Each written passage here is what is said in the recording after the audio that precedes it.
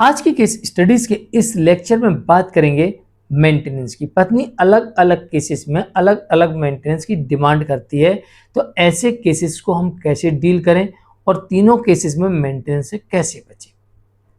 देखो, मेंटेनेंस के केस में मेंटेनेंस केस को डील करना ही एक महत्वपूर्ण विधि है। अगर आपने सही तरीके से डील कर लिया और वास्तविकता में आप दोषी नहीं हैं, तो ऐसे में आपको एक पैसा नहीं देना पड़ेगा, ऐसा हो सकता है। और अगर आपने गलतियां की, ठीक से डील नहीं किया, तो ऐसा भी हो सकता है कि जिस केस में आपको एक पैसा नहीं देना था, उसमें आपको भारी भरकम भरण पोषण देना पड़ जाए, इतना तक देना पड़ जाए कि जितनी आपकी इनकम है उसका दुगना या 3 गुना कोर्ट आदेश कर दे। तो केस को डील करना सबसे बड़ी विधि मानी गई मेंटेनेंस के केस में। अब कैसे आप डील करेंगे, आज के केस स्टडीज के इस लेक्चर में बात करेंगे। पत्नी को जितने भी केसेस करना, जितने भी मेंटेनेंस के केसेस करना कर दे, हम एक पैसा नहीं देंगे, क्योंकि हमारी कोई गलती नहीं है। जय जिनेंद्र हूं, केस जैन।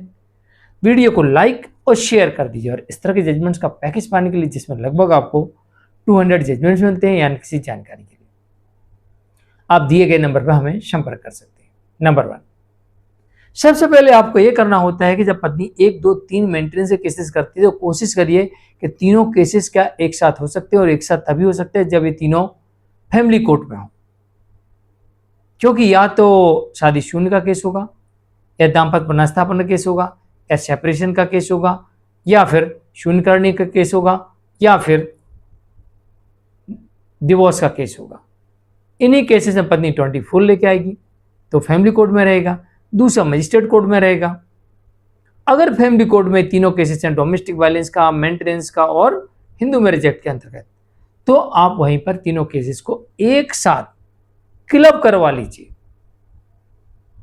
सीआरपीसी की धारा 410 में क्लब करने के प्रावधान देखने को मिलते हैं। अब बीएनएसएस में ये सेक्शन बदल गया है, तो आप देख लीजिएगा क्या हो गया। तो आप तीनों केसेस को एक साथ क्लब करवा लीजिए।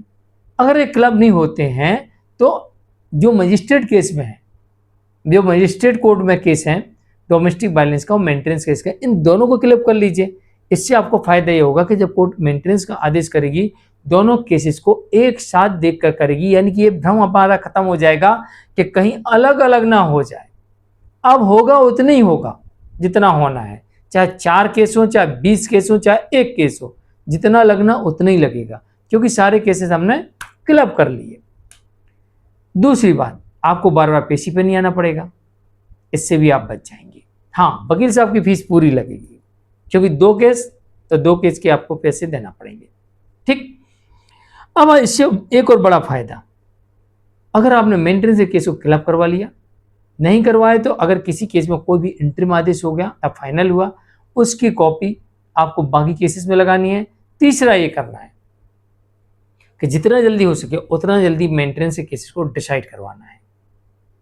और चौथा, आपको ये करना है कि मेंटेनेंस के केस में बिल्कुल भी डिले नहीं करना। जैसे ही आपको नोटिस मिलता है, तत्काल कोर्ट में उपस्थित होना है, तत्काल रिप्लाई देना है, विस्तार पूर्वक रिप्लाई देना है, साथ ही आपको बैंक स्टेटमेंट देना है, खर्चे की लिस्ट देना है, लायबिलिटी असेस्ट का प्रूफ देना है। इसके अलावा आपको इन सब के साथ में एफिडेविट देना। अब आपके पास में अगर पत्नी की इनकम का सबूत है, वो भी आपको देना, पत्नी की अडल्ट्री का सबूत है, वो भी आपको देना, पत्नी की क्रूरल्टी का सबूत है, वो भी आपको देना।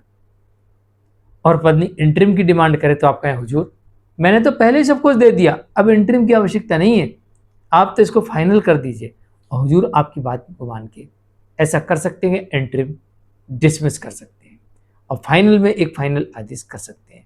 और जिसमें यह भी हो सकता है कि आपको आवेदन दिनांक से ना देना पड़े, सिर्फ और सिर्फ आदेश दिनांक से लगे, ऐसा भी हो सकता है। मैं हूं केस जैन, आज के लिए इतना ही। नमस्कार।